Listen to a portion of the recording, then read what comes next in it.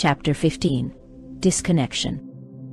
William woke to a world of darkness, a bandage tightly wrapped over his eyes. He wasn't sure if the delicate surgery to remove his contact lens implants had been successful. His body felt weak, his mind clouded with uncertainty. Yet, he asked the question that mattered most. Am I free? A calm voice answered, one he had only known as a phantom on the other side of his investigations. It was Luca. Yes, you are. Luca replied with quiet certainty. William tried to sit up, but his strength failed him. Hands steadied him, guiding him upright. He felt their care, their patience. We're going to remove the bandages now. Luca continued. Don't panic if you can't see clearly at first. It'll take time for your vision to adjust. William remained still as the bandages were unwound. Whatever the outcome, he wasn't afraid. Whether he could see or not, he was out of the system. That alone was a victory. As the bandages fell away, the world remained a blur. He blinked, squinting against the dim light. Shapes and colors began to sharpen, edges forming out of the haze. Slowly, his vision returned.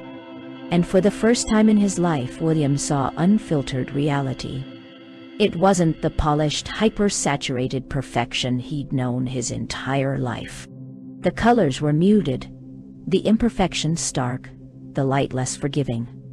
But it was real. A smile crept across his face. In front of him stood Luca, his relaxed demeanor offering reassurance. William took in the sight of him for the first time, a man barely 30, with sharp, intelligent eyes and an air of calm determination. Beside him was Henry, older and weathered, his face lined with years of struggle. His expression was serious but not unkind. He regarded William with a mixture of caution and curiosity. Henry spoke first. William, I'm sorry to ask this so soon after such a dangerous operation, but we've never had someone like you before.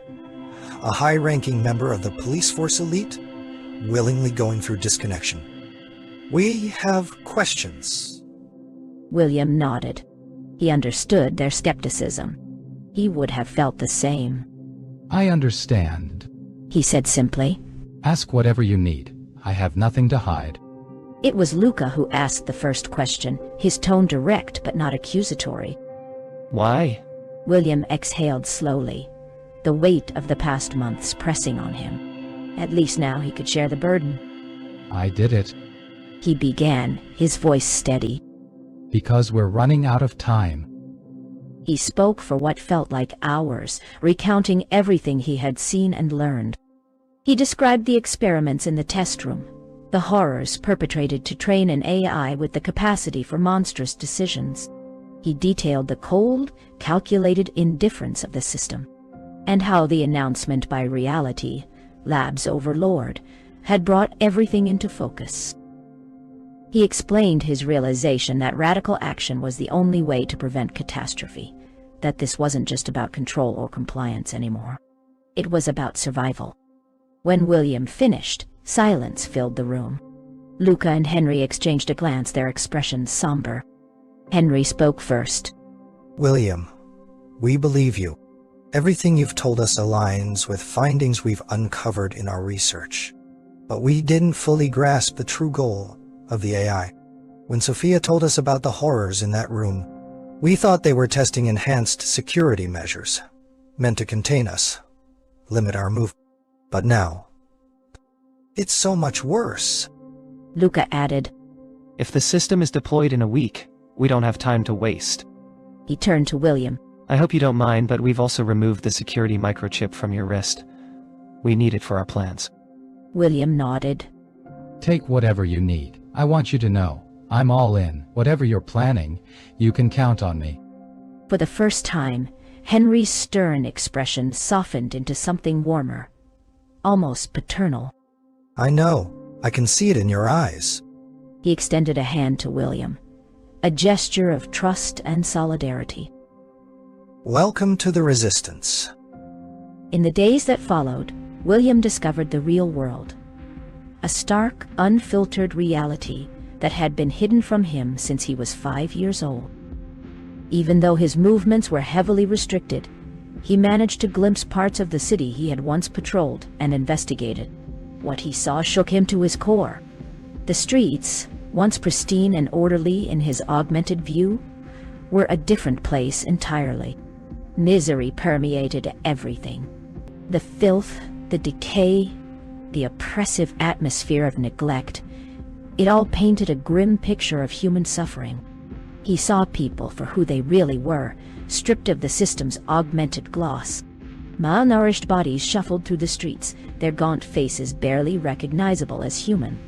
Others were grotesquely overweight, their bloated forms the result of consuming the low-quality, calorie-dense fast food that was the only affordable option for most. Only the privileged, those with high social profiles or roles in security forces, were granted access to nutritious food. Their health and physical readiness were essential for perpetuating the system. Everyone else, it seemed, was disposable. William finally understood the full scope of the system's insidious reach. He realized how the My Reality app had transformed misery into complacency, filtering out hardship and ensuring even the most wretched lived under the illusion of happiness. What he saw hardened his resolve. He would do whatever it took to bring the system crashing down. Yet amidst the bleakness, William saw a flicker of hope. The underground people, vilified by the system as terrorists, were nothing of the sort. They were ordinary people. Mothers, fathers, children, driven into hiding by a desire to live in freedom. Their lives were far from easy. They lived in constant fear, their movements restricted to avoid detection. They survived on scarce resources procured through careful planning, always one misstep away from catastrophe. But their courage, their determination to build a better world, inspired William. He spent much of his time with Henry, learning about the underground's inner workings. Henry, cautious but perceptive, gradually opened up to William. The two men forged a bond built on mutual respect, a shared understanding of the stakes. William, in turn, shared everything he knew about the system's security measures. He explained its vulnerabilities, the intricacies of its surveillance network, and the tactics used to maintain its iron grip. This information was invaluable. With it, Henry and Luca could refine their plan to dismantle the My Reality app. Henry grew to trust William completely. His decades of experience had given him an uncanny ability to judge character, and William passed every test. This man was not a traitor. He was one of them now. After a few days, Henry finally shared the Underground's ultimate plan. He spoke of Luca's work, how the young genius was on the cusp of cracking the final piece of the puzzle, using William's extracted microchip. When Henry finished explaining, William responded without hesitation, his voice steady and resolute. If you accept my help, I'm ready to join this mission, no matter the cost.